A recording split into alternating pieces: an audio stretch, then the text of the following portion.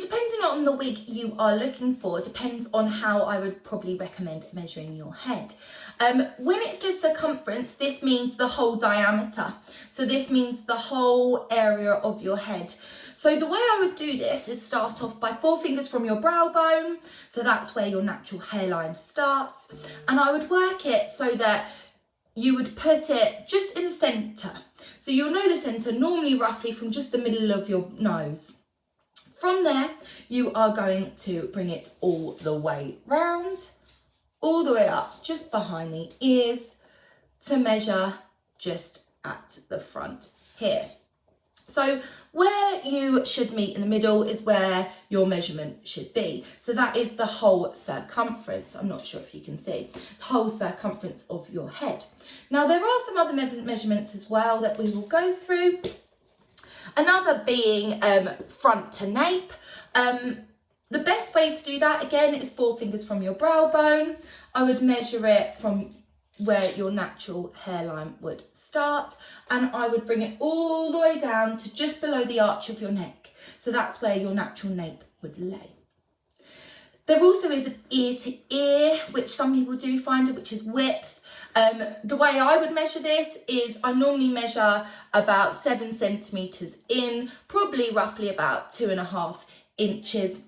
This actually works out to where your ears would sit. Roughly, not everyone is the same. That is the best thing about this world. But yeah, so I would measure it from 2.5 inches in, all the way from ear to ear. This is how you would measure the width. In regards to temple and temple round the back, the best way I would describe to work out where your hairline would sit would be a thumb width just from the end of your brow. That's normally where your hairline would lay. Again, everybody is different. That's the nature of the world, and I love that. But if you are unsure, it's a good guide.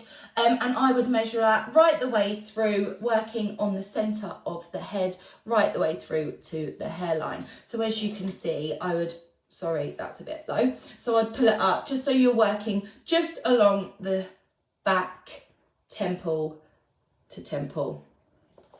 So then you need nape of neck. So a lot of people say, I don't know how big the nape of my neck is.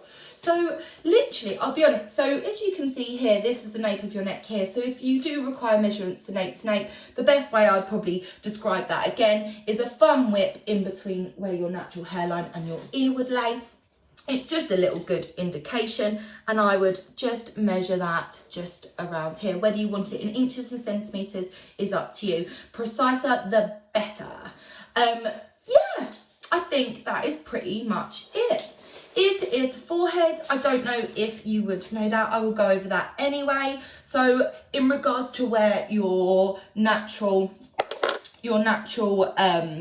hairline would start, just around here, I normally explain to people that it normally sits just along this little crinkly bit of your ear. So just along here is where I would say your hairline should sit. It just makes easy access for tucking. It also gives you a little bit of hair just to cover any areas.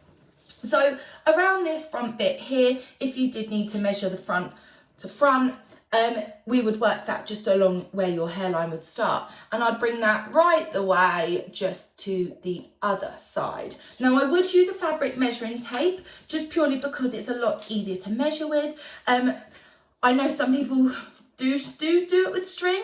There are some other ways. Unfortunately, in salon, we normally would take moulds for anybody who is looking for a custom piece. However, if you're looking for a ready-to-wear piece, they are set sizing. So please measure your head size and work out whether you're an average, large or petite, so you know what you're looking for. But yeah, I hope I've helped you today and not given you too much information or jargon. If you have any questions, please let me know. I would love to help, and I hope to speak to you soon.